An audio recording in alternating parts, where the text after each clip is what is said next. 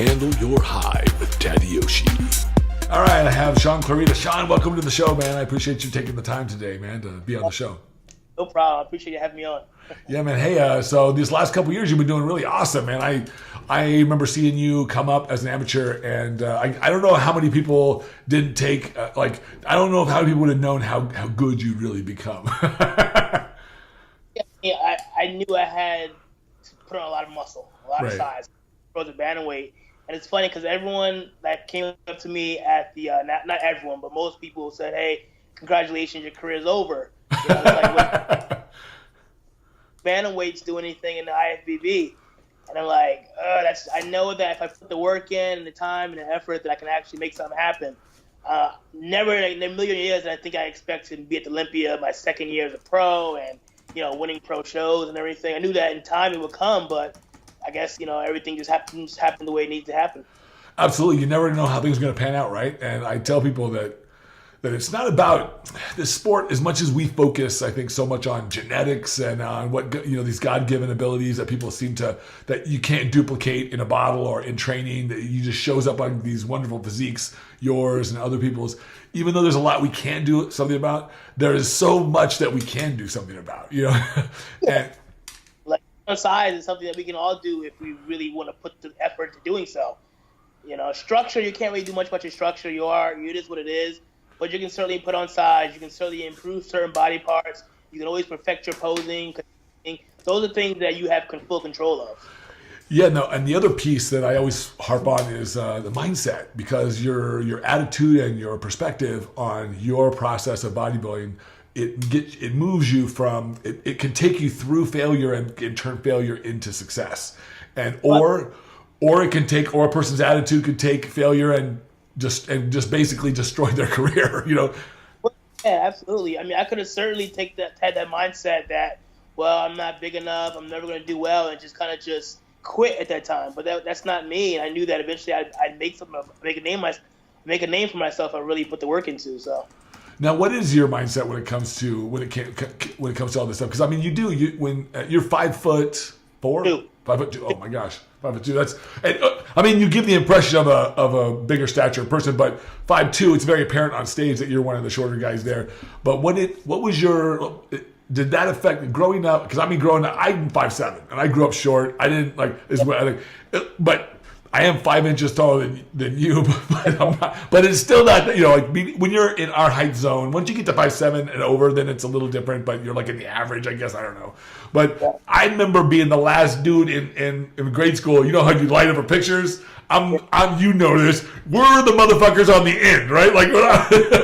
So that affects you psychologically, and for me, it helped. It really encouraged me to develop a very different attitude towards a lot of things. I took a very positive spin. It's just the nature of my family and stuff, and where I come from. But what did you do? You always seem like you always have a smile on your face, bro, and I love that. So, it never really affected me. I mean, I had tons of friends. I played tons of sports, and yeah, there were certain sports like basketball that it kind of hindered my. Never really affected me. And then when it came to bodybuilding, I didn't really think much of it, being the smallest and the shortest guy on stage. It didn't really affect me. Did people try to discourage you? I'm just curious, because I don't hear, not all of us hear the dialogue that you would hear. You're coming up, got a great physique, you win, you get your pro card, and then people are like, well, it's done, you're done now, bro. Did you hear a lot of that? Did that affect you? Well, yeah, when I turned pro, everyone thought I wasn't going to do much in the IFBB, but then I did a lot of research before I even started competing. And I saw guys like Dexter Jackson started off as a smaller guy, David Henry, I forgot the guy's name. Wow, I just totally went blank. The guy from New Jersey, the really short guy who turned pro as a lightweight. Wow, totally went blank. But he was actually one of my biggest inspirations. Well, there's Jose. Marvin Ward is the guy. Oh, okay, Marvin. Oh, yeah. I totally forgot about that. But I'll tell you another guy that I wanted to mention him, because in some ways you remind me of him. You only remind me of him in terms of the success that you had, which is Mohammed bin Aziza. He was my favorite. I mean, growing up in the 90s in the sport, man, I was like, and then it was sucked when he died, but probably one of the best death stories I can think of. Like, the dude died at the show that he won. Like, I was like, literally hours after the show's over, right? I don't know if you know the story, but I just happen to know what happened. I think it was a French Grand Prix, and they got him on stage. He was severely dehydrated, but he looked just incredible, right? And 5'1" or 2 or something, and like almost 200 pounds.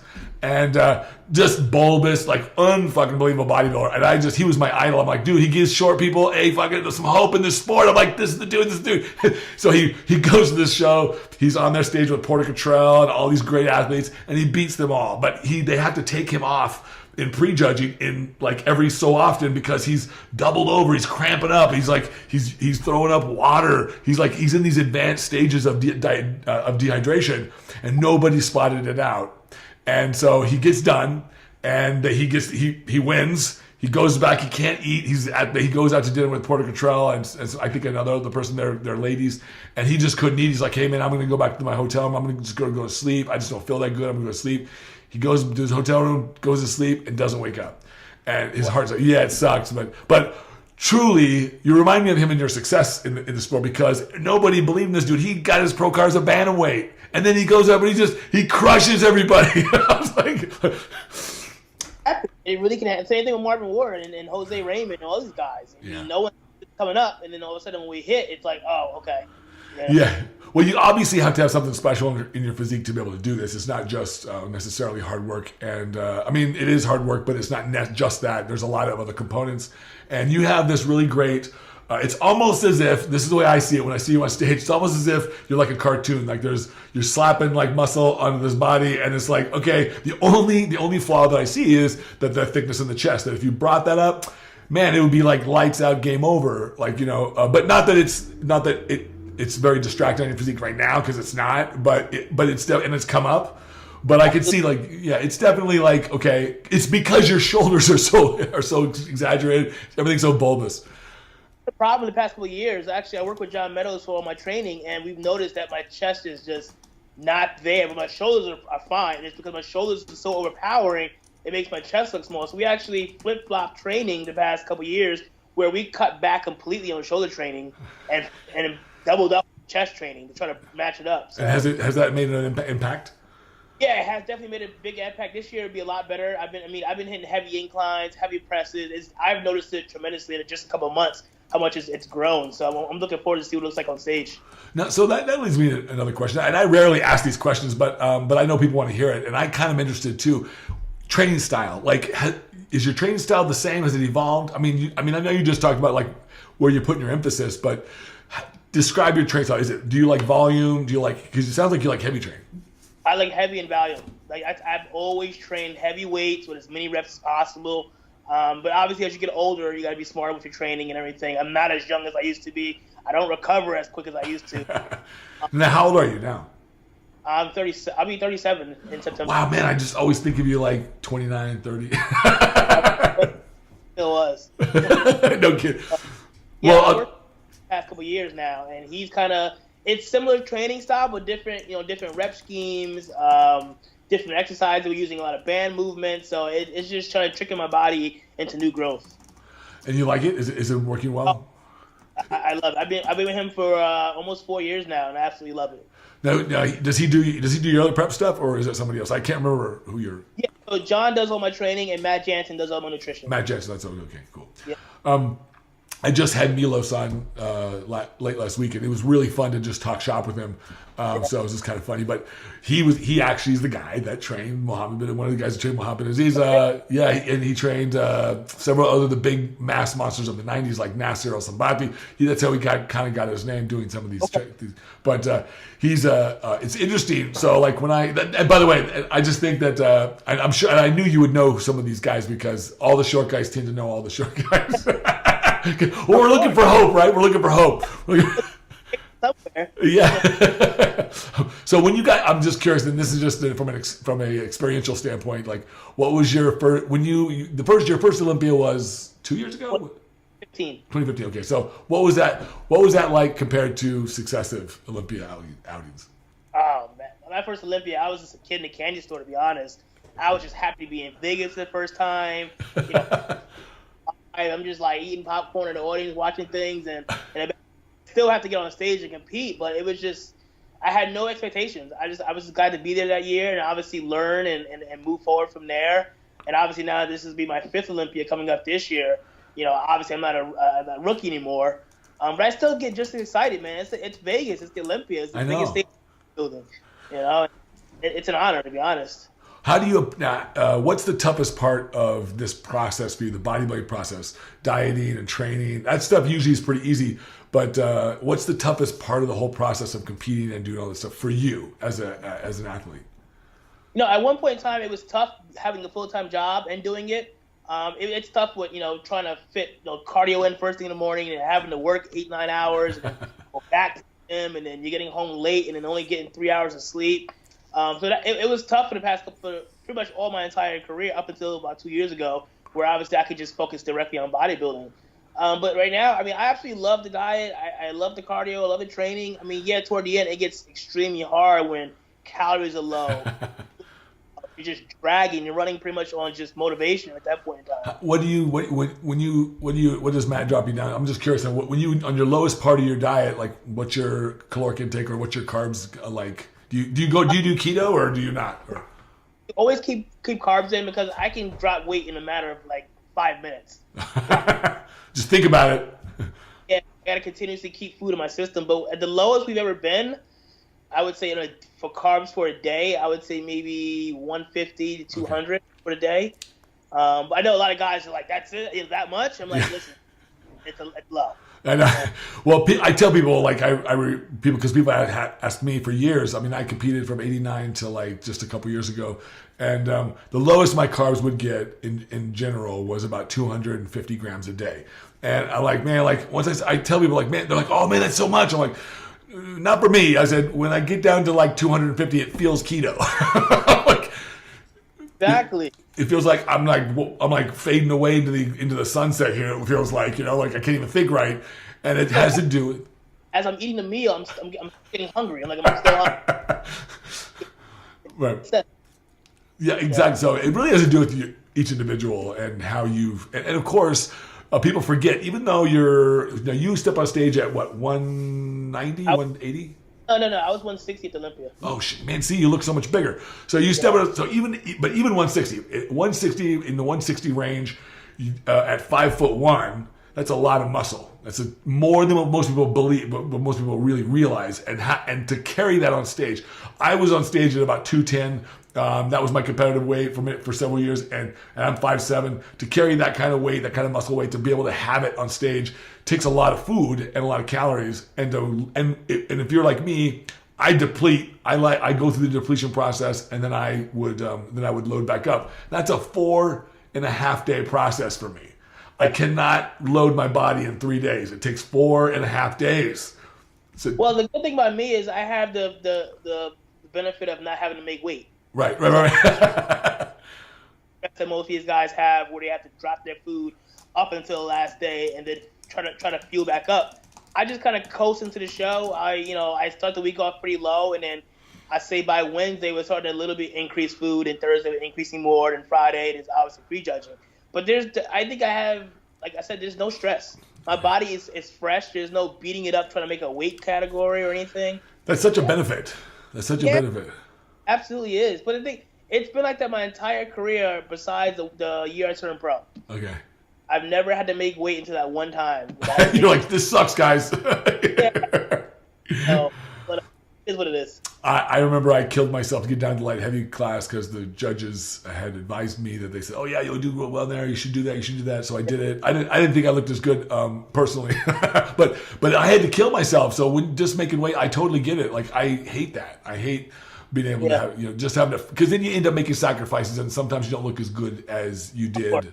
That's the dice that you roll, right? Like sometimes it turns out, sometimes it doesn't. Yeah. The good thing too, also I'm a wrestler, so I wrestled in high school and college. So we're crazy. The mindset's crazy of a wrestler. Once you're a wrestler, so cutting weight, cardio, all that crazy training, it means nothing to us. We're used to it. So now, what's I love asking these questions because like I like getting this different perspective. But I didn't wrestle. My brother wrestled. He was really good. But I never really didn't mess with them too much, and we didn't I didn't hang out at the wrestling matches or nothing like that. I was too busy with working or hanging out with girls. But what's tougher, getting ready for a big match for you? Now again, it could be different for everybody else, or bodybuilding. Now bodybuilding's gonna be longer. Obviously, there's a longer process to dive. But what's mentally tougher? Because I saw those dudes spitting in cans and shit and wearing all. I'm like, man, I would never be able to do that. A wrestling match is tough because it's one-on-one. It's just you on the mat. And I think physically, bodybuilding, because we have to get down to a certain look and conditioning and striated glutes, and that takes a lot of effort. Whereas wrestling, we didn't care about striated glutes back then. You're like, no. I just want to pin this dude. Yeah, exactly. But mentally, as wrestlers, man, we have that crazy mindset. But physically, obviously, getting ready for a show is a lot tougher. What now in the off season, when this is the off season for you, right? You're not competing anytime soon, I don't think. Just the Olympia, right? Olympia, yep. Yeah. So, which is a huge benefit, and I would tell anybody that that's an opportunity, that's a huge benefit to be able to just have to train for Olympia. Although, here's my 2 cents, and take it for what it is. It's not if you're right where you're at, it behooves you to compete as often as you can, while you can. It keeps you really highly relevant. It gives you lots of momentum, but at the same time, you just got to balance that equation, whether or not can I make the appropriate progress that I need to make to progress at the Olympia, because I'm sure that's your main focus. But while at the same time bearing in mind, okay, I got this window of opportunity as a competitor, right? And I got to keep myself relevant, as relevant as I can, so that way, because the more relevant you are today, the longer your relevancy lasts, right? So in other words, Kevin had to come out of retirement. He had to really sort of make himself relevant again. And some of the guys and younger guys today were like, who is he? Like, who cares? Why is he doing this? And that's the danger that you run when you don't stay relevant. So I would say this would be once you make the appropriate adjustments to your physique that you're happy with, I would say compete as often as you can, without sacrificing your health in the off season. You don't want to just run yourself ragged, obviously, but everybody's got their magic number, right? The most shows I ever did in a season was 5, and it almost killed me. So to me, my magic number was 2 or 3. That was good. But what is the magic number for you? I did 10 shows the past 2 years. Whoa. Okay. I did 5 last year and the year before. Damn. I totally agree. Especially when you're starting out and competing as IFBB pro for the first time, do as many shows as you can. You're already in shape. You want to get the experience. You want to get the exposure. And you got to line up against everybody else. You got to figure out what you got to work on. Exactly. But obviously, I got success over the years. I started winning shows, and now the mindset has changed a little bit. Whereas, you know what? I'm not getting any younger, and I really want that Olympia title. So now we got to play things a little bit smarter. So this is actually the first year I actually have an off season.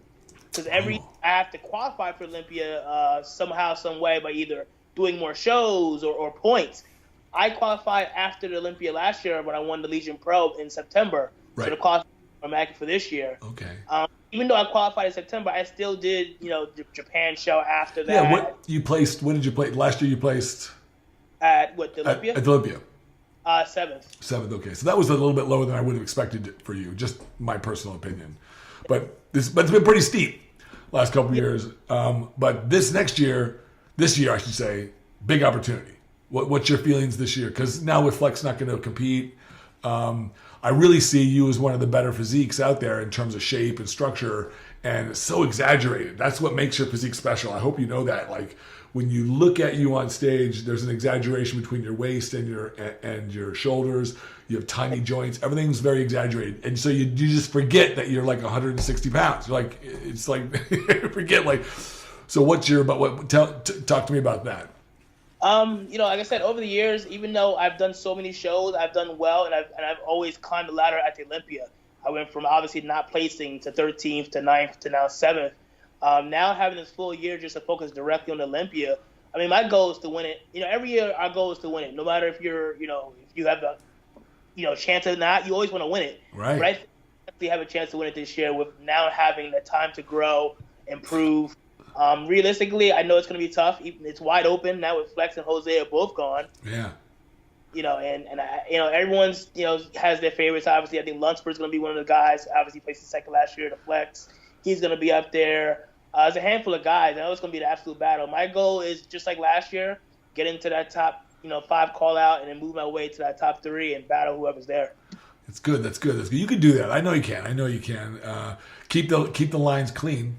Keep everything clean, and I think you'll do well.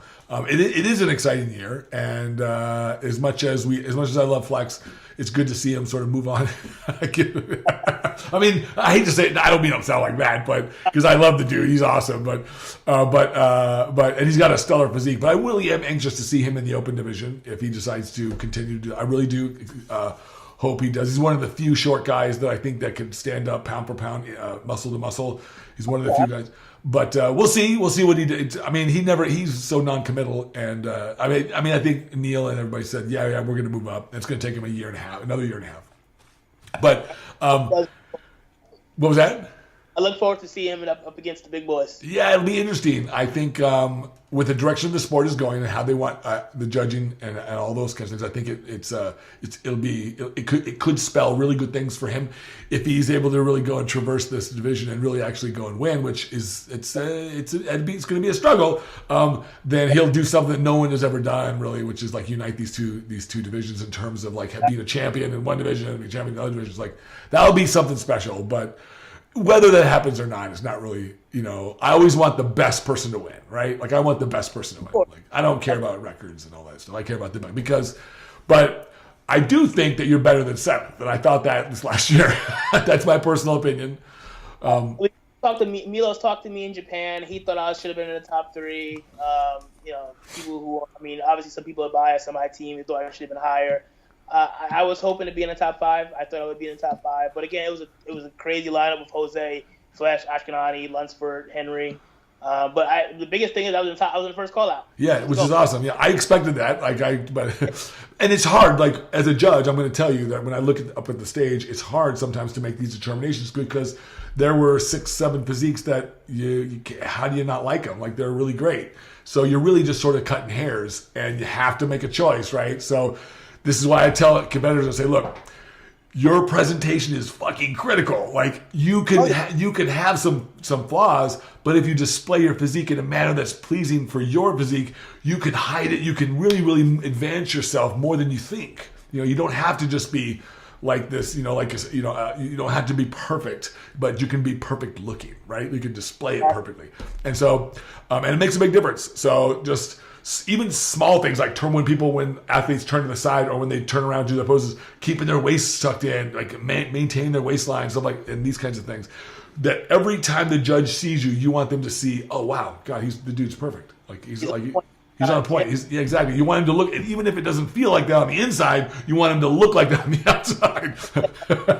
Because I don't think there was ever a time, and I don't know about your 2 cents on this. Every time I competed in 57 shows in my lifetime, and a lot of shows. And so I remember every time, no matter how good I looked, I always did well. I was always fortunate to do really, really well. But whenever I would get on stage, I always felt like I was out of shape. I was like, man, I suck, man. I could have done more. Always going to think that. I know. Even though logically I knew, like people are coming up to me like, oh man, you look good. I'm like, okay. Yeah, I could have been better. It's like, but yourself. Yeah. What keeps you tell me what got you involved in bodybuilding, because what is it about the sport that sort of really moves you? Well, I started in college. I was actually wrestling in college, and I was only 110 pounds in college, and the smallest weight class was 125. Right. So the coach said if you want a chance to start at this weight class, you got to put on some weight, some muscle. So I started training at the gym, and there's a local bodybuilder who was an old school, Mr. Trenton, old school bodybuilder who said, yeah, you look great. You should do a bodybuilding show. I knew nothing about it. I didn't know clothes. I didn't know anything. The only thing I knew was that he wore those little suits. And I was like, you're like, I'm not doing that shit. But then he talked to me more. He showed me a bunch of his videos, all his awards, and I was like, you know what? Let's try it. There was a local show coming up in 3 months. I said, let's do it. Let's just jump into it and see how I did. I did my first show, 2005, MPC, Natural Mid-Atlantic. placed third out of 5 in the novice class, and good. instantly hit by the bug. I mean, the aspect of training and creating a new look and fixing body parts and increasing muscle, bringing your waist down, the conditioning is on. It just drives me, motivates. I love it. I love the process. The as you say that, it reminds me, because every great champion I've ever talked to, Dorian, Sean Ray, Jay Cutler, Arnold Schwarzenegger, when you hear them talk about their process for bodybuilding, getting ready for shows and developing their physique, they talk about like an artist. They say, oh yeah, I had this, and I'm a firm believer, and I tell my athletes this, before I start working with them, I want you to create a very vivid visual image in your head of the physique that you want to present on stage this year. As we prep, I want you to fix that in your mind. I don't want you to judge it. I don't want you to try to figure out how you're going to get there. I just want you to have it in your mind, and that's what we're going for. And so, do you have something? Have you created like an image, or what is your emotional approach to this? Because motivation is everything in this sport. And how do you position yourself in this way? The person I always looked at and said, I love his physique and I want that physique is Flex Wheeler. Of course, yeah. Small waist, the muscle bellies, how everything flows, posing. I studied him night and day and try to emulate that, and obviously I watched Shaun Ray, Lila Brado, all these guys. I mean, their posing and their presentation and the way they carry themselves off and on stage, I try to emulate that as well, be a professional both on and off the stage. I think it's what got me to where I'm at today and why I keep pushing forward the way I am. It's funny. It's a good thing, actually. I think that when you, in many ways, I would say that your height is an advantage from this perspective, because one, it forces you to be the most complete bodybuilder that you have to be. Yep. 2, it forces you to focus on elements that other bodybuilders don't. None of them like presentation, posing, stuff like that. And when you focus, and then it makes you very, very complete. It makes you really hard to beat. And so, whereas a guy who's like 5'9", he's in the sweet spot for the champions. He's 5'8", 5'9", he's 255 pounds on stage. There's less likelihood of him feeling the need to push himself to do more posing, to do, not to say they don't. It's just that some of these guys, they rely, like Flex Wheeler, you talk to him and really quickly, and he admits this, that he relied so heavily on his genetic ability. And had he been in the right space up here, had he applied himself in a different way, he probably would have had some different results along the way. And most likely would have been Mr. Olympia. I don't know how he hasn't been Mr. Olympia. It's great. The reason why is because he wasn't right. He didn't have the right mindset. He and I talked about this when we were in Kuwait. Actually, you got third, I think, or 2 years ago, right? Yeah, I was there. I judged that. And he and I sat down and we talked, and I was just chit-chatting with him about it. And he was like, I said, out of all the people, because he's a name that comes up all the time as like, one of the great bodybuilders, perfect genetics, this guy's like, but yet, because I love bringing it up to other people, because they want to, they're the same people that say, oh, I can never get my pro card, I can never do that well because I just don't have good genetics. I'm like, well, the guy with the best genetics didn't win the Olympia. I was like, so take what you got, use it, and then figure out what you want to do with it. It doesn't matter, like. If you're not the best in the world, okay. But if you're the best that you can be, maybe that's good enough to get a pro card. Maybe that's good enough to it doesn't matter, right? Like what matters is how do you feel about it. Do you have a process that do you like? I'm big on meditation and journaling and stuff like that. But do you have a process that helps you in your life to keep you focused, or does it just come from where you're at? No, I guess I've always been competitive since I was a kid. And I've always wanted to be the best, and I always did whatever it took to be the best. With wrestling, aside from, our normal practices in high school, I signed up for an extra class outside of school. Oh, yeah. Academy to learn more. On top of that, I had friends that were wrestlers. I go to their house to practice even after practice. It's just a matter of just being competitive and always wanting to be the best. Being a shorter guy, I don't have a chip on my shoulder. I kind of feel like I have to do more. You know what I mean? I have to think, okay, I'm the shortest guy. I got to show something different. Right. I got to back out to the stage. You just can't be a short, bodybuilder. And, I got to have something that jumps out and wows the crowd. This way, no one knows how short I really am. Even if see it, but even if it's through my conditioning or my presentation, I want something that's going to really jump out and show. Well, you're doing it. I asked this question of a couple of people, and I thought it was funny. I got some kind of funny responses. But everyone's got some funny fan stories. Like, do you have a funny fan story that's like, I told this story before, but if you listen to my interview with Brandon Curry, he was hilarious because I said, "Oh yeah, do you have any funny fan stories?" And he said was this guy a couple years ago at the Olympia. He was at the Weeder booth, or I forget whatever booth he was at, and the guys like came up and said, "Hey, can I get a picture of you flexing your bicep?" He's like, sure. So he said, I raised my arm, I flexed my bicep, and the dude brings his camera up, and then he just fucking passes out. He like faints. The dude totally faints. I'm like, he's like, the dude just dropped. And I said, we looked over the edge. We're like, dude, are you okay? But do you have any funny fan stories like that? I mean, damn, that'd be great. I haven't experienced anything like that or anything too crazy. I mean, aside from like one guy asking for a picture, like I went to Japan obviously last year for the show, and this one guy asked me for a picture every day I was there. You're like, can I get a picture? 4 pictures, they were like, all right, whatever you want. Nothing crazy. What was that like going to Japan? I've always wanted to go because I'm Japanese, and I would just, I would just love it. Oh my God, it was phenomenal, man. It was probably one of the craziest shows I've ever been to. The crowd it was sold out. It was jam packed. Everyone was screaming, yelling, and obviously after the show, we're running the audience, we're posing for them, and taking pictures. It was great. I loved it. I mean, walking around Japan was phenomenal. Meeting new people. And you did, and I bet you didn't feel short. I did. Yeah. I've always wanted to go to Japan. I've always wanted to go to like Osaka or Tokyo or all these places. And they have in the Asian culture, they really love bodybuilding. I had no idea they loved it so much.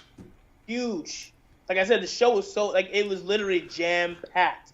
Whereas you go to a local show, if the bodybuilders are done, then half the crowd's gone. From start to finish, these people did not leave their seats. It was crazy.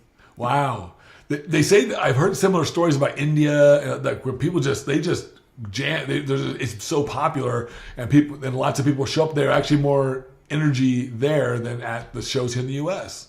Well, I went to India back in 2011 for the U.S. Games after I won the Universe, and it was such a huge crowd. They held it outside, like in stadium style. I'm like, so I'm walking in like, what the hell is this? It was people everywhere. They're taking pictures. They're like mobbing you. We actually had to have security. Wow. Because they people just wouldn't leave us alone. It was nuts. It was awesome though. That's cool. It always surprises me. I guess we're in sort of a little fishbowl here in the United States, right? Like we sometimes we forget that the world is watching, that we all participate together, and now that we have the internet, it's the information. We can just get information anywhere, everywhere, so fast, right? I remember, you probably remember, like in the '90s. I remember the '90s where you had to wait until like the magazines published the results to different shows, and so I didn't know the results until literally months later, months later, and so it wasn't nearly as fast. The information like today is so fast, and also another big benefit, and I'm sure I'd love to hear your perspective on it. Is social media. Social media today, it's just such a powerful force in everything that we do. But what it has enabled the sport and what it has enabled the fans to do is interact so directly with the professional athletes and the people they admire. And that is awesome because I couldn't do that. I had to wait years just to meet the people that I loved so much. I was like, oh man. And then ironically today, I'm friends with almost all those people that I admired. It's probably one of the biggest blessings of my life is to be able to go and I looked up to guys like Shaun Ray. So now I can just call him on the phone and and talk to him and just BS with him. It's a wonderful feeling. It makes me really believe that great things do happen in this life if you believe in it. What's the next? So when you look moving forward in your career, what's the next bastion of accomplishment that you want aside from winning the Olympia? Because I'm just going to assume that's in the target zone. In your target zone. Yeah. But what else? I really want to travel more. I'm actually leaving tomorrow for Europe with Gasp. We're actually on a 10-day tour. We're visiting different gyms, and we'll be in London. We're in Copenhagen. We're in Denmark. We're in Sweden, visiting different gyms, training. So that's something I absolutely love. I love traveling different parts of the world. I've been to so many places already, and bodybuilding has done all that. Has provided me the opportunity to travel the world, places I've never ever thought I would go to, like Japan and India, Italy, all these places. I've been able to go to. But obviously the world's huge. I want to visit a lot more other places. Winning the Olympia and, obviously continuously, try to be a positive role model to the sport. And hopefully, I knock on wood, but I want at least another 10 more years in the sport. Oh, you got it. Yeah, easy. Yeah, if I stay healthy, I stay safe and everything. You gotta give Dexter a call and ask him what elixir he's using, because he's got the Fountain of Youth at his house somewhere. He's not sharing, but he's got it, I'm sure. Do it at 49, 50. I mean, I'm asking for just 47. I'm good. 47. Well, he's an anomaly, but I don't think it's anything that other people couldn't do too. There's a couple of things that I think, this is my personal opinion, I think that has made his longevity so successful. And aside from his great genetics, all that stuff, I mean, that's certainly a given. But there's a lot of guys and gals who have great genetics who couldn't last that long or couldn't have the same kind of longevity.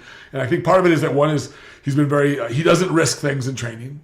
Yep. He's not a risk taker. He doesn't overdo the drug side of things. He doesn't totally overdo it. So there's a lot of components that I think that has contributed. I also think that in his mind, I think he feels he has to, at least for another year. And when you make it a must, then things tend to work your shit out. You tend to figure out how to make it happen. Well, as like I said, he still has the fire, the passion. Yeah. When you have that, nothing can stop you.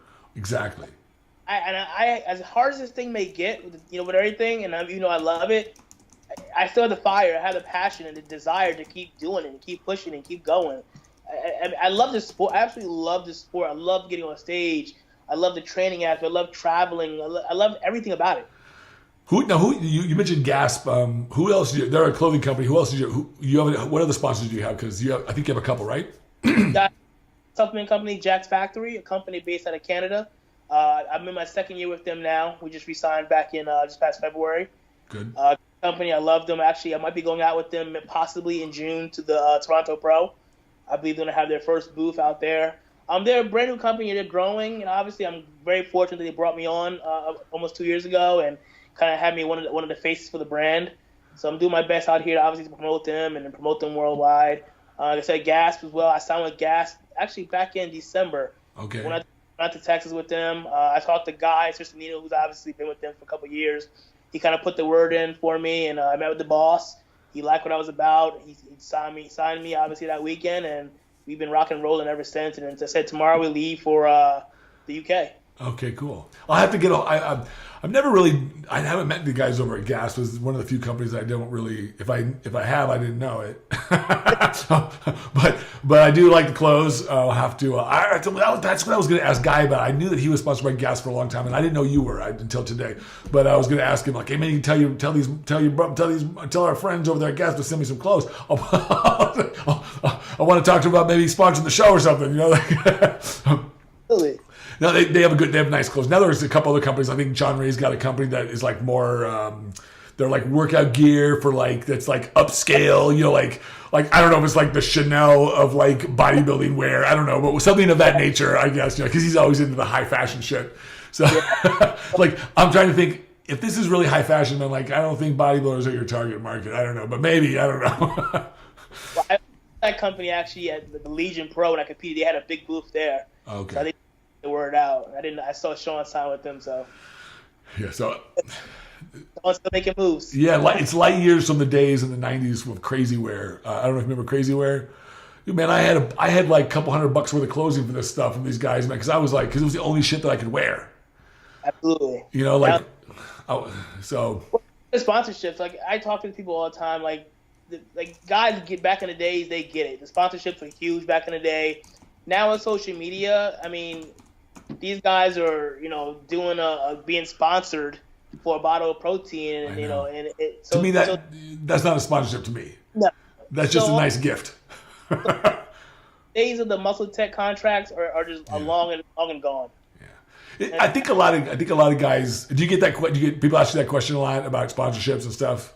Because I got a few, and I said, besides obviously having to earn it and what you bring to the company. It's who you are. I mean, again, but I tell them at the end of the day, if you're expecting to get a $10,000 a month contract, good luck. It's not going to happen. If it does happen, the company you have to be bringing in at least double that, like 2x that, because it's a business, right? Like this is a business. Like no, I wouldn't spend money on my business that wasn't directly linked to revenue, right? Where I could say, okay, this is worth it, So I get it, but today, this is the funny thing. That today you don't even have to compete, and you could be like a fitness influencer on social media, and everybody thinks you're like knows what the hell you're doing. And I'm not saying that they don't. It's just that you don't even have to fucking compete anymore. Got a good following and tons of followers. That's all they care about. That's how a lot of companies care about. That's it. Yeah, because at the end of the day, when it comes to contracts and when it comes to being sponsored, it's really all about your audience, right? Like, do you have an audience? And does your audience listen to you? And these guys, what kind of influence do you have over them? So it's really that. And so when you have, and that can be done never winning a show. I was going to say, nowadays, they don't really care too much about your placing, even though it's great. It's great. Your following will grow from that. But more so it's your content, how you respond to your fans and followers online. Like, I know I try to post and respond to questions all the time. I respond to some crazy DMs sometimes. It's kind of funny. That's the one thing that I say is interesting about today's day and age. I find it to be total humorous because you never know kind of goofy questions you get. But I know that like before, like, gosh, what was it? The craziest fan inquiry that I ever got was years ago when I was competing. I just told this story not too long ago, but it was funny, so I'll tell you. I had a fan who emailed me. He's like, "Hey man, like I've been watching. I go to the shows and I see you bodybuilding. I see you competing. Would you mind selling me your posing trunks?" I'm like, "Yeah, bro. Those bad boys are not going anywhere outside my drawer." I'm like, Aaron, I haven't been asked that yet. Even though I'm not looking for it, but it's never happened to me. Yeah, well, now that you said it, you're gonna get like 10 DMs. Like, dude, I'll buy your posing trunks. Yeah. And get this, he even said, you don't have to wash them. I'm like, bro, what? Dude. Don't talk to me about it. But I get it. Everyone's got their freaky thing going on. That's okay. I get it. Whatever. But I just took it as a compliment and said, you know what? No thanks. For you, but yeah, so it's kind of funny. Like, especially today, like the fans, we can be so close to our and that's wonderful, right? Like, and also whereas before it was much harder to develop yourself as a brand. Now you can develop your own self as a brand, and it can be worth something to you beyond the sport of bodybuilding. Absolutely. I mean, obviously everyone knows my name is Giant Killer. I've had it since 2006, but up until social media, no one really knew that. So when I go to a show or anywhere, no one knows my real name is Shaun. They just call me Giant Killer. Which is great. I'm fine with, obviously. But help with social media. You should get together with Gasp there and have them make you some Giant Killer gear. You know what I mean? That'd be awesome. I think that'd be so. And it's so funny because I remembered it right away. Of course, I'd go to all the shows, but I remember because I was a fan of Danny Padilla's, and he was the original first Giant Killer. And then it was one show. I think it was when you turned pro. I think it was. I don't remember which show it was. It was one of the first shows that I saw you compete in. Early on as a pro or late as an amateur, and I think it was Bob Ciccarello or someone who said, "Oh yeah, like a Giant Killer," and it just stuck in my head, and I'm like, this dude totally reminds me of Danny Padilla in that way, because like you're just slaying. Bob called him the new Giant Killer. The new Giant, is that what he did? Okay. Well, so on this next, this year you're trained just for the Olympia. And are you going to do other shows after that? Like, do you plan on it?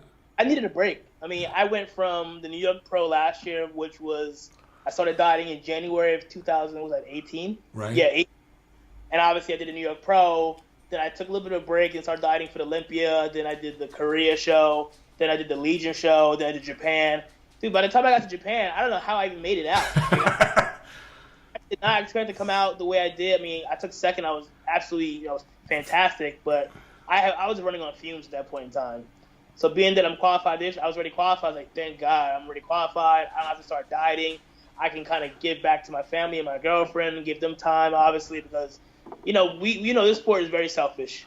So when I'm dieting, we don't talk. We're home together. We'll sit next to each other. We don't talk at all. I can't do that. I can't do that all the time. But Yeah, the focus right now is directly on Olympia. That's it. As far as shows after, I didn't see much on the actual website. Yeah, they may not cut. Yeah, I'm hoping they add more later on. 'Cause I definitely want to, if possible, I would love to do at least 2 or 3 shows this year after Olympia, obviously. Yeah, maybe just a little early to see all of them, I think. I mean, just a little, because they could pop up. Depends on when the promoters decide to submit that information. So, but, all right, well, what's the, now in your outside of bodybuilding, what's the most exciting stuff going on for you? I like asking that kind of question because people tend to think that bodybuilders are just bodybuilders. Say it sounds bad, but bodybuilding is like everything. No, that's nothing wrong with that. If it is what it is. Honestly, I mean, my girlfriend gets it. She loves it. We go to the local amateur shows together. When we're not doing that, when we're not training, because I train every 6 days a week. When we're not doing that, we're just homebodies. We like to rest because she works obviously full time. I have the training full time, and so we like to rest. We like to go to the movies. Once in a while, I go visit family that's it's local, obviously, and kind of hang out. But when I try to take advantage of this off time to kind of see family and go out and do normal things. Yeah. Once we flip that switch, yep, next month, all that goes at the door. Is that when you start to ramp things up? Yeah, I would say probably around May or so, or late April, right in late April, trying to start kind of gearing things back in. But honestly, right now, I haven't really gone too far off my diet this off season. When I came home from Japan, I was I went ape shit, obviously, with everything. But after 3-4 weeks, that gets boring. It's like I didn't want the cookies and the ice cream anymore. What? So I started looking for my turkey and my beef and my rice. So I think I made it to Wednesday after shows before I was like, I need to get back on my diet. You just feel so gluttonous. You feel so you don't feel clean. You don't, at least I did. I think what year was? I think it was 2016. I came home from Alaska, and my girlfriend made cookies, brownies, cake, to make the whole 9 yards for me. She didn't expect that I would eat that in 2 days. Oh, jeez. Got home Sunday or whatever, and by Tuesday, I felt like complete crap. I gained 20 pounds of bloat and crap water. I tried to walk around the block, kind of walk the stuff off. I couldn't breathe. I couldn't tie my shoes. Never again will I do that. It was the worst feeling ever. I think everyone's got that. Everyone who's competed for a while has at least one, overindulgent story. My best was the first time I did the USA Championships in 1993. And I competed as a light heavyweight. I weighed in at 191 and a half. And that was on Friday, on Thursday afternoon. And by Monday morning, I'd eaten on Sunday after the show. Only one meal, but I totally gorged out at the Olive Garden, just fucking went nuts. And I kept eating. And then I woke up on Monday morning, and we were going to drive back from Southern California back up to Oregon, where I was living at the time. And I was 220, little over 220 pounds. I gained almost 30 pounds, and it fucking hurt. It hurt, dude. It hurt. When your skin hurts, and it's your ankles are swollen. Oh my god, dude. I'm driving up, right? We're driving back up, and we get off the freeway, and we pull. I'm like, you know how when you're in that stage, it doesn't matter how much food you got, I want to eat still. I'm like, hey, there's a fucking Taco Bell. I don't get it. I don't know. It's weird. You have a huge stomach, but I'm still hungry. It's what?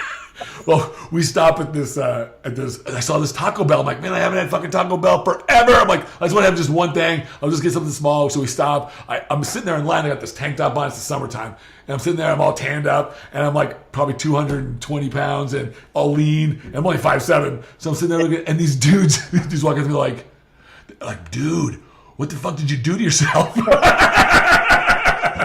I believe it. I'm like, no, I just got done competing. Yeah, but that was the last time I did that. I actually had a client several years ago who put herself in the hospital because she overate. She got herself impacted because when you put too much food in there, sometimes there's a bottleneck and it can't move very well. And she calls me. She's like, Tad, don't be mad at me. I'm in the ER right now. I'm like, what? Why are you in the ER? And she's like, I've been eating. And she's like, since Friday, I haven't really stopped. And I'm like, what? I'm like, stop. What do I do? Stop eating. At that point, you're in the hospital. job. I don't know. They had to give her like enemas and all kinds of stuff. She got it. She was better after that. That was the last time she did that too, by the way. I definitely. I mean, I enjoy myself maybe a day or two now. Yeah. But I'll never get back to that 20 pounds in 2 days. That was nuts. It hurts, man. Especially guys like, you know, when you're not. I mean, it's on a 5'1", 5 foot. I mean, that hurts, man. That fucking hurts. That's a lot of weight. What? So when you're so as you start to ramp everything up, do you go through any mental exercises? Like I'm always interested in the mental side of things because everyone has a different approach, and I find that most highly successful athletes and people in general tend to have similar things into their daily routines, into things that keep them on focus.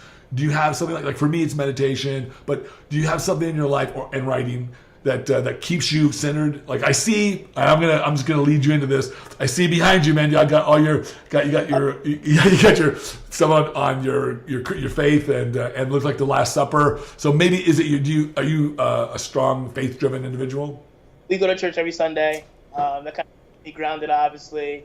I've always been into church since I was a kid. Obviously, it kind of just when that one day we don't do anything. We don't train. Oh, good. We don't do any cardio. That's strictly just church and family day. What denomination do you? Is it a non-denominational church or? Yep, exactly. Okay. Was it like a Church of Christ or something or? Yeah, exactly. That's what I grew up in. Yeah, we love. I mean, obviously as a kid, I grew up in a Baptist church. Okay. Loud music. Very similar. Yeah, and then now obviously my girlfriend's Italian and she grew up Catholic. She obviously now she decided to be a Christian.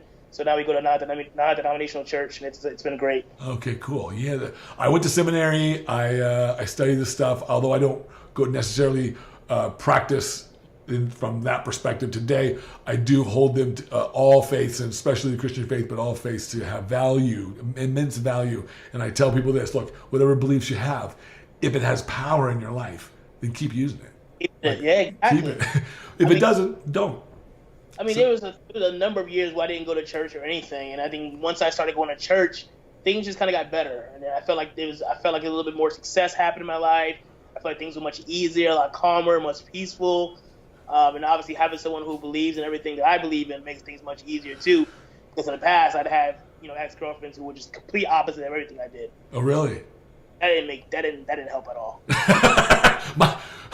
My grandmother used to tell me when I was in college, she'd say, Tad, because she'd see me dating all these girls. I had several girlfriends and stuff. And she's like, you got to make sure when you pick somebody, you're equally yoked. Now, my grandmother was a deeply spiritual, deeply religious woman from the South. Okay, so this is who she was. And what she meant was that I need to find somebody who's exactly what you said, to find something that matches up with you morally, your belief systems. And it's not that anyone's right or wrong. It's just that sometimes you don't want that kind of conflict. Like, right, in your house, what you believe this, she believes this, and now you're fighting on stuff over stuff that doesn't really matter. Like at least not at that moment in time. And what was that? It was just stressful. It's very stressful. What? Well, I actually took that. I didn't realize the power of this until later, because I don't think. Most of the ladies that I have dated are kind of fairly neutral on it, and then both my marriages, my first marriage, were probably more eye to eye. So I hate to say this because it makes it sound like, because I'm the one that stepped away from that original relationship, but it kind of, when I look back now, from a moral standpoint and from a perspective of what we believe, it was a much better match for me. And then because my last wife was Italian. Full-blooded, raised Roman Catholic, and I don't have anything against Roman Catholics, but all the women that I've ever dated from this sort of sector of the world, this Roman Catholic, Italian, they got issues, man. I mean, no more than anybody else, of course, but the issues that gave us conflict, I didn't really get it. I think there's a guilt thing. It's an Italian Roman Catholic. There's a guilt thing. There's this thing, nobody likes to talk about sex. I'm like, come on, man. You take away all my fun. But nonetheless, I had wonderful marriages, so they're great. But my current girlfriend actually, she considers herself a Christian, even though she's Thai. She's half Thai, half Chinese, because she kind of grew up that way. But her dad is Buddhist, and I totally get he built his house near the temple, the huge temple. It's the I forget what they call it, the actual Atamagai temple. It's the biggest Buddhist temple in the world. I've been there. If you see the picture of me on my Instagram where I'm jumping, I'm going like this. Right behind me, that's the temple. That's not a stadium. That's a fucking temple. It's immense. It's really cool. It's the largest in the world. But it does make a difference. I found out really vividly in my current relationship because she has very Asian sensibilities. And even though I'm Japanese, yeah, I grew up in like my family in pretty much a southern white sort of Christian sort of background. And those are the sensibilities that I tend to have. And you're right. When you're with somebody where you don't match, when you don't align up completely those sensibilities, it leaves the door open for conflict, for misunderstanding, and for this things just don't sort of the teeth don't really groove in right sometimes. And it's nothing against anybody. Right, exactly. So it sounds like you got a good match. Like you just found a good match. Oh yeah, absolutely. And I like that you put up the stuff in your house. It's kind of nice. I think we should all like how we live, what we hang around, like if you in our homes and how we live in our homes and these kind of things really say a lot about the person. But it doesn't surprise me. Like it doesn't surprise me. Like it just for some reason I kind of anticipate that you might be a person of faith just because you have a very lack of a better word to describe, you have a very consistent sensibility. It's not, you don't seem to ever really truly. I've never seen you really pissed off. No, I don't get too pissed off. I'm not a conflict guy. I don't talk crap about anybody really. Like it's not me. Yeah. I just kind of keep to myself, do my thing, and just kind of go about my business. To be honest, I don't want to get involved in anything negative. No, man, it's not worth it, right? It's not worth it from a business aspect with sponsorships and making money, and it just overall, I don't get it sometimes. I don't either. I try to keep. I focus myself towards the things that really excite me and that really make me feel good. I'll make a note of stuff that doesn't. Like, okay, I'll make a note of that, but I'm not. I'm hearing it. I just practice it. It's taken many years for me to be able to go from making a note of it and responding to making a note of it and dropping it. Well, that's the thing, too, with social media. I mean, people are just so ballsy. They can say whatever they want because they're behind a screen.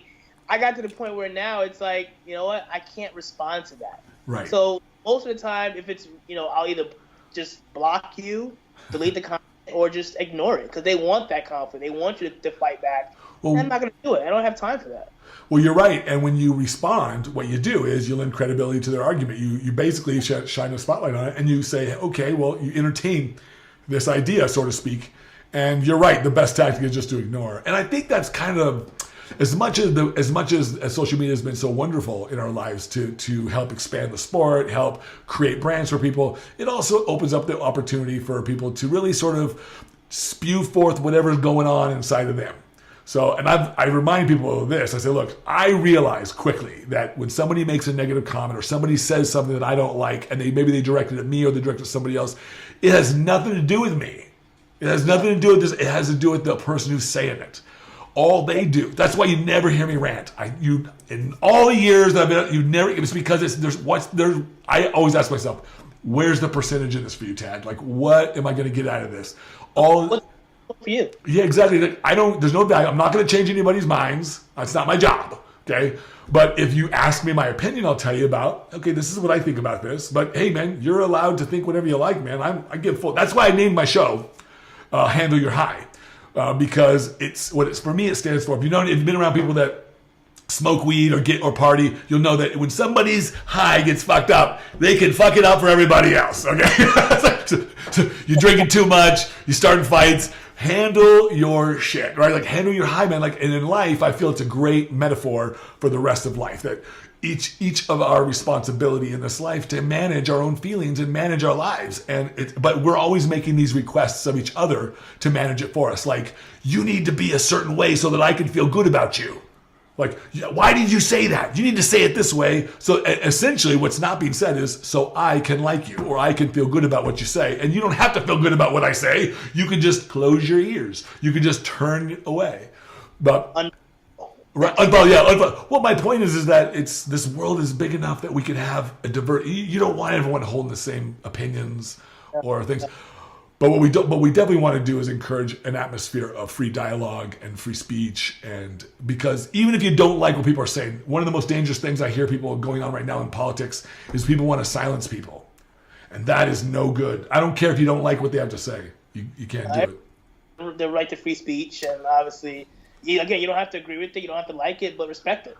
Right, and to me, it feels like when anybody tries to oppress or suppress ideas, boy, sure, man, I feel so much like fascism. I'm like, it doesn't feel right to me. But so I'm always for free speech, but I do recognize that not everyone's going to like what we all have to say, right? Like that's okay. But we should be able to feel comfortable enough within ourselves to be able to hear it. I can hear it. People, I get DMs or even comments of, "Oh, this is weak. This is weak. You need to work." Like I see it. I don't take it as a negative thing. Like I said, it's free speech. I'm not going to sit there. I'm not going to go back and forth with you about it. I'm not going to even like. Well, the truth is, the great comeback really is. Well, I have been to the Olympia a few times. How many times have you been? The old me would have done that. That's throwing that back, but for what? That doesn't mean anything. They know what I've done. They've seen it. Yeah, it's kind of funny. Do you get a lot of people? Because I'm always surprised that some of the best pros, and it's just any pro, they'll get this advice from people who've never fucking competed. It seems like. A guy just DM me last night. Oh, you're working your back, but you're forgetting about your chest. Like, what do you mean? I still train my like. Thank you, but no. You don't know my program, but I appreciate it. I would take it like, hey man, the dude's just trying to be helpful, right? He's just trying to be helpful. Yeah, there's been times, obviously, where I've responded. Oh. He's like, hey, I think if you did this, or you need to bring this up, and I'll say, yeah, you're right. I do need to bring up my calves and my chest, and this is what I'm doing to fix that. And that's it. It's nothing negative. I don't take it as a negative thing. No. Some people are really going to be, positive, criticism. To be honest with you, not everyone's going to be negative. Right. And something, but I think a lot of it, how you see this is, to me, this speaks to who you are. That the way in which that you respond is a reflection of you. So when you respond positively, oh hey, yeah, I'm working on that. Thank you, I appreciate it. Or oh, I got this covered. Thank you, I appreciate it. Instead of, hey man, you know what the fuck you're talking about. I've been doing this shit a long time. Fuck you. What kind of shows do you? What shows do you want? And I know guys that would do shit like that. Or worse, put them on blast and shit in front of the world. Don't respond. Yeah. Just don't respond. But like I said, it has a lot to do with, like, whenever I get comments from people, I'm really fortunate. I don't get a lot of negative comments and stuff. I think the worst thing somebody's ever said to me in recent years is, hey, show me your bicep or something like that, something weird, thing like that, because I don't do that kind of stuff. But I know that, like, when you respond, how you respond is a reflection of what's going on inside of you. So when somebody responds negatively, or they respond like in an adversarial role, it just tells me, whoa, okay, well, like, this person is in a feisty mood. This is what's going on with him. There's nothing that's going to be accomplished. You know what I mean? So it's a testament to your character, because I think good character people respond from their character. They respond from the good nature within them, even if the comment may be somewhat nebulously negative. It's like. So, it's like you got it, and that's the way I think. That's the opportunity that athletes like yourself and athletes, and this is a question too. You have this unique opportunity to be this influencer, to be this person that really does have an impact in people's lives in a very, very big way. And is that something that's on your mind? Do you get that? Do you feel that from your fans? Because I know you have a lot of fans. I get it from a lot of guys who are short guys. Go short people.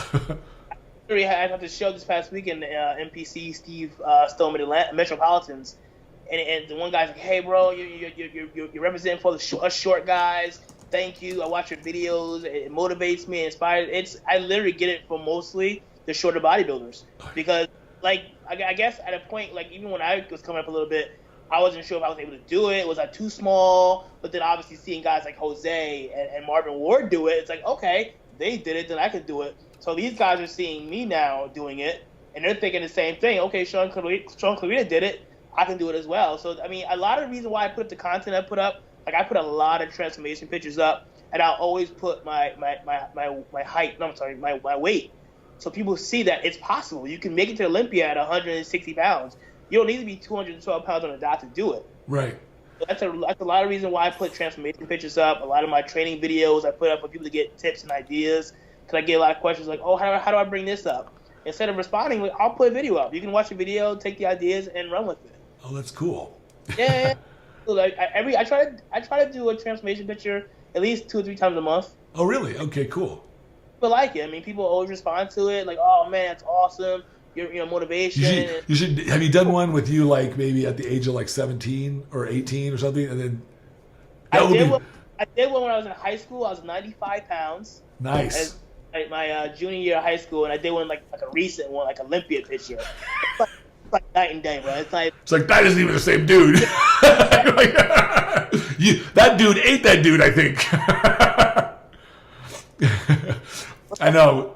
What I did today was like my first year competing in 2005. I was hitting a front double bicep, which I think was a front double bicep. The way I pose, it's like a comparison to the 2017 Dallas Pro when I won that one. So obviously you can see the physique changes, but it gives people motivation and kind of inspiration. Well, aside from the impact this sport's had on your life in terms of you now having it as a full career, so if, like, what in your mind, what's the best thing that's come out of this career or this lifestyle, this bodybuilding for you? I only ask that question because you're going to have a unique perspective because of where you are in the industry, and I'm just curious, like, and you seem to be really sort of you're very, very straightforward in terms of like, hey man, I'm about this bodybuilding thing, and you're very just self-directed. So what is it for you? I mean, if I didn't do this, like, I think to myself, like, what would I be doing? I mean, I wouldn't be doing wrestling obviously full time. It's giving me an opportunity, obviously, to do something I absolutely love, and wake up every morning doing it. I don't have to wake up and go to a 9 to 5 and dread it every day. I literally wake up doing exactly what I love. And then obviously with competing and traveling the world and obviously having a healthy lifestyle. Obviously I've had, family issues with people being sick and diabetes and stuff like that. I don't have to worry about that, or I'm taking a stance towards fighting against that. But obviously training the way I actually just went for a checkup, had blood work done, and then the doctor was amazed. Like, everything was perfect. Like, oh, she's like, continue training because everything is great.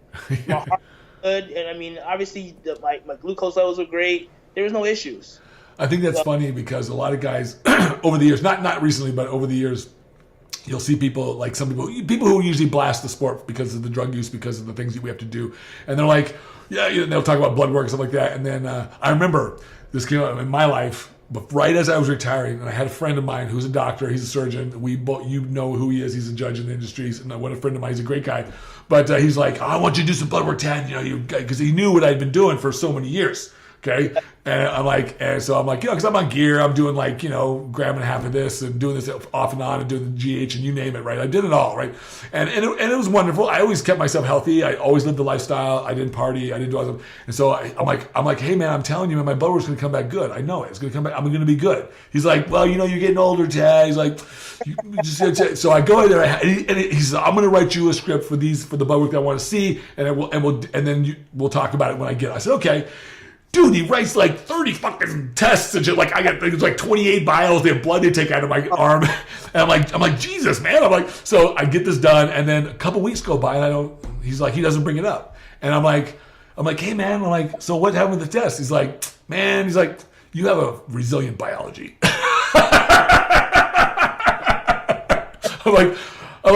I said, I told you, the only thing that I personally struggle with from time to time is a little bit of hypertension.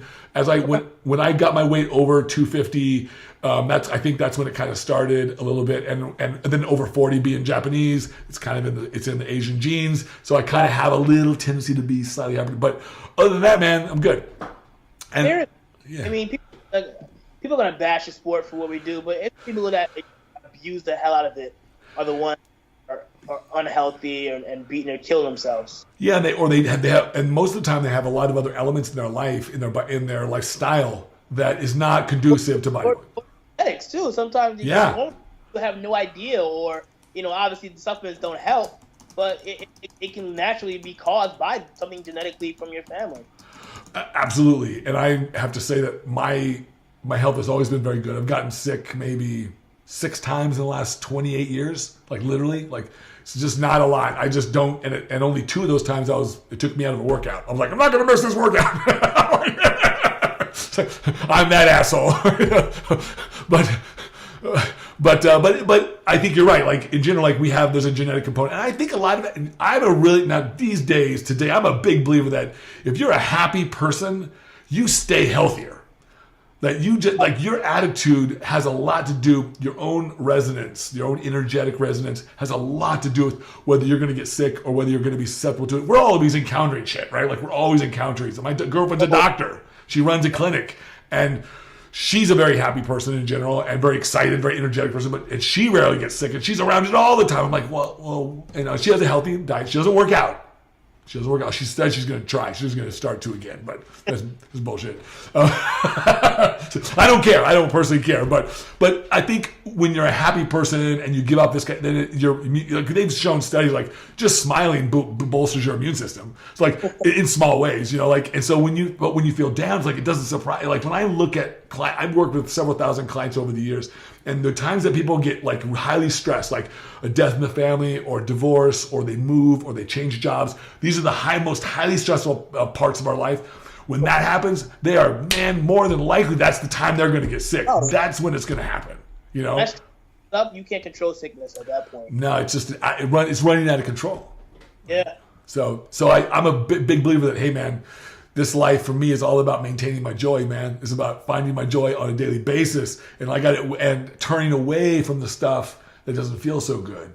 That, you know what I mean? I don't have to think about stuff that stresses me out or that makes me worried or that makes me anxious or that makes me fearful. I don't have to think about that. Like that, I can think about good, happy, warm, fuzzy stuff, like the stuff like my daughter or what I love about bodybuilding or my job or the great friends I get to talk to and meet and be a part of in this industry. It's so awesome. So that's why I think there's so much more. I'm a firm believer that if you feel good on a consistent basis, you will be a healthier person. I mean, I really did. I keep track of this stuff in my notes and in my data. So I have literally terabytes of data on clients and stuff like that over all these years of working with people. And I'm going to tell you, man, like it is without a shadow of a doubt, when people go through preps, when they're least stressed and they feel happy, they feel good, their bodies perform twice as good almost. But when they're stressed out, when they're worried about stuff, when they're worried about how they're going to come in shape, it's like pulling teeth to get their bodies to change sometimes. Like, those are the worst workouts. When you're stressing about something, I know for me, pissed off about something, whatever, my workout's a shot. Done. Yeah. I remember training for nationals or something several years ago, and I had gotten in a fight with my wife that day, like some kind of weird disagreement. And she said something that kind of made me feel, and I take my relationships very personally, so it's like it was a big deal to me. And I remember going to that gym, I'm like, "Heck, this workout just got fucked." I was like, what? Now I can't stop thinking about this. I'm like, shit. So I had to resolve it before I started. So I sat down, got on my phone, called her. I'm like, I gotta resolve this shit because I gotta get this workout, and I can't get it done right if I'm sitting there upset about this relationship crap. Was she more upset the fact that you wanted to settle it because of the relationship or for the workout? I didn't tell her the reason why. Man, I'm not dumb. Got it. Check notes. I just wanted to make sure that I want to smooth this out, right, baby? I love you. No, but so what outside of, like, I know I kind of asked this before, but I'm trying to come up with a couple of questions at the end of my interviews that are kind of like that are outside of the box. And even though these ones aren't, so I'm going to ask you a couple of questions here that I've asked a couple other guys already. The first question is, from your position today, like when you look at your life and from where you're at today, when you look forward or even backwards, what do you feel is your biggest, has been or will be your biggest challenge? And you can put it in the past or in the future, it doesn't matter, but what's your biggest challenge do you see moving forward in your, not just in your career, but just in your life in general? Do you see it? Do you see a big, like what is that big challenge? Just making sure we're financially set. Whatever. Hello? Yep, sorry about that. Yeah, we lost each other. Sorry. Oh, your video's not on. Oh, there we go. Sorry about that. I think I don't know if something happened. We got dropped or something. But your biggest challenge, you said the financial. Financially set for my family. Okay. We're looking to move next year. Where do you live now? We're in New Jersey. Okay, so I don't know why I thought you lived in Texas. I don't know why I thought that, but so where you going to move somewhere else? Yeah, we're looking to move to Florida. Of course, everyone's moving to Florida. Damn it! Of course. That's the place to be, man. Like, I was going to move there a couple years ago, and then I ended up moving to Chicago, which is fine. But dude, don't move to Chicago, man. I mean, it's a great place for food, but yeah, Florida's better, man. I should have moved to Florida. But I might end up moving to. It's good. I'm gonna move to Phoenix. Okay, a nice weather. I got it, man. I grew up in Vegas. I was born in Southern California. I'm a native Hawaiian by genetics. I need the heat, man. I need the heat. I need the sun. I need the heat. It's like, but now the second question. We just talked about the biggest challenges that you face, that you feel like you face. And those are good challenges. I think those are kind of typical. I think that's kind of what Guy said too. I think. But what do you think is and now what do you, in terms of your biggest blessings? Like, what is your biggest blessing in your life? My family. I mean, number one is my family. Having a family that's actually supportive of what I do. It's hard to have, because when I started this, a lot of my family didn't really understand it, didn't support it, and even some of my friends who didn't really get it kind of just brushed me off. So I was kind of, playing this thing on my own, really, with just myself and the person I was dating at the time. But now my family gets it, they understand it, they see I'm obviously making a career out of it, and I'm able to, be fortunate to do what I do. So now they're on board, they get it. My mom comes to shows along with my girlfriend. They're both my biggest fans, obviously. So the blessing of having a supportive family, if I didn't have that, I'd still obviously compete. But obviously having that support and having, their support, it's just make things easier and make things, I hope, so much better. Yeah, this is one of those sports where you really see, or you really feel that support. If you don't have it, it's like, when I was young, was that? It sucks when you don't have it. It sucks, absolutely. And you could feel it because everybody likes to say how they accomplish things, and that's wonderful. But none of us do it alone. Like, we really don't. And people who think that they do, I'm like, oh man, like, it's okay to acknowledge the support and the help and the love that you get from your family and your friends and all the people that rally to your cause. Man, that's a blessing. That's huge. That's awesome. Like, there's people in this world that I know who don't have any of that, who literally can feel like they're all alone in the world, and that sucks. And that's part of the reason why I do some of what I do. It sounds goofy. It sounds kind of a little too altruistic, but it's the truth. It's like, I know what that feeling is like, to feel like you're all alone in something. And I never want anyone to feel that way, because we're not. We're all here together. Even though I won a New York Pro last year. It was probably one. I've been trying to win a New York Pro since I turned pro in 2014. I want to win it. I want to win it. But I think this year was the year that it was the right time when I won it, because I literally had my entire family, my sponsors, my girlfriend, her family. I had about 40, 50 people there to watch. Wow. And they know I've been trying to win it for 4 or 5 years. And when I won it, they were all there. They were all waiting for me backstage. It was like a uproar. It was amazing. So yeah, having that support makes things so much better. Especially with the support you get in your own home. Yeah. This is just speaking from my own experience. Just having a significant other who is sitting there by your side, even if they don't say anything, they just understand. Dude needs his space right now. She gets pissed. I get it, and I feel for her sometimes, but she knows it's not her. It's not. Like, it's the sport, it's the diet, and this is why we do cardio together at 4 a.m. together, and we train at night. I train only with her. Oh, okay. A training partner, so that's our together time. Really? Hey, I did the same thing with my first wife, Shauna. We used to do that. We used to. It was like, and I still remember some of my favorite times where I lived in Maryland at the time. I was in graduate school in DC, and she was doing a postdoc in UMAB, or finishing her PhD actually. And we would drive to Glen Burnie, Maryland, and we would work out at Kevin Larone's gym at the time in the '90s. And there was another powerhouse gym there, and it was a 40-minute drive, one way. So, but it was the best gym. It was like, I needed to work out at a good gym. I needed to have like heavy dumbbells. I needed to have like a real bodybuilding gym. I couldn't work out this fucking, I don't know, the other place that I was nothing. I couldn't do that shit. So I would drive to do this, and that was our time together. She was in school. We would, and in our car rides and our gym time. That was our time together. And it was a couple hours a day, and it was great. And it was some of my best memories. And no matter how you get it done in life, right? Doesn't matter. Like, quality time to me isn't just time you spend alone with the person. It's the time that you spend with the person that makes you feel good. That's what my girlfriend said. No matter what we're doing, where we go, as long as we're together. Yeah. Well, my last question here, and this is I came up with this question just for you because, well, you'll see why. If you were a car, what kind of car would you be? If I was a car? Yeah, like what car do you think out there represents you the best? Like, okay. Don't say Volkswagen because we're not going on the size game. Damn it, man. Do you like cars? I do. I have my favorite car. Like, I like the Range Rover. I love the Maserati. Oh, that's my car right there. That's the electric blue. I would like to have an electric blue Maserati. The blue Maserati, man, or even a white one. I'll take a white one. Yeah. What kind of car would I be? Like what car? Something strong, almost like a Jeep. I would say something strong, compact, and can really just move. I would say like almost like a Jeep. One of those cool Jeep Wranglers that they have those. Yeah, exactly. I've been wanting to get one of them.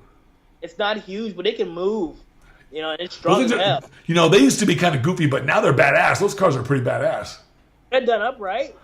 I see a lot of these Jeeps around. I'm like, Jesus, they got the swamp tires on them. Everything. It's awesome. I know, and they're all metal. I like the hard shells and stuff. You take them off and put them back on. Yeah, I don't like all the soft stuff. Back in the day when the old Jeeps were around, I had a friend who had one and we'd drive in it, and man, you hear everything. It's like I'm like, hey, can we stop and get something to drink? Driving. Yeah. Thank you so much, Shaun, for being on the show. I appreciate you taking the time out of your day and your busy schedule. Stay on the line after we stop, but so I could talk to you for just a second. But thanks so much, man. You're awesome, and I really, really wish you luck as you enter your prep into the new Olympia. I really have great hopes for you. I hope you really, really, really do wonderful. I'll be there to root you on and be there. But tell everybody where they can reach you, and tell everybody your sponsors, and just sort of give everybody the lowdown. I'm very big on Instagram. You can just find me. My handle is Shaun Clarida, all one word. My sponsors, obviously, Jack's Factory, as well as Gas Official. And obviously, thank God for obviously just everything, the blessings, and be able to do what I do. My girlfriend, my family, everyone for the support and love. And again, I do this for myself, but I do it more so for them. Okay, cool, awesome. Well, thanks again, my friend. I totally appreciate you taking the time, man. It's been awesome. I'll have you on again. We'll talk about some other cool shit sometime later. All right. Thanks. Appreciate you, man. Handle your high with Tadayoshi.